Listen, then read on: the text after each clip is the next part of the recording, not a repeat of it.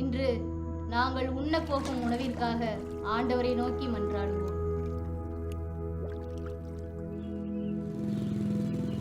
எங்களது இளம் பிராயத்தில் இதைவிட அதிகமான மீன்களையும் புஷ்டியான இறாக்களையும் எங்களது தாயார்கள் சமைத்து களி கூர்ந்ததை நீர் நன்கு அறிவீர்.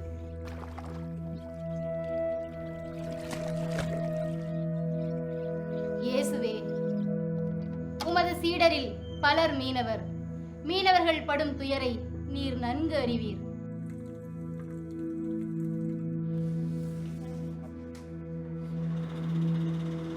இதற்கெல்லாம் யார் காரணம் என்பதை தெரிந்தும் கூட இன்று இந்த உணவை எங்களுக்கு தந்தமைக்காக உம்மை சோஸ்தரிக்கின்றோம், துதிக்கின்றோம்.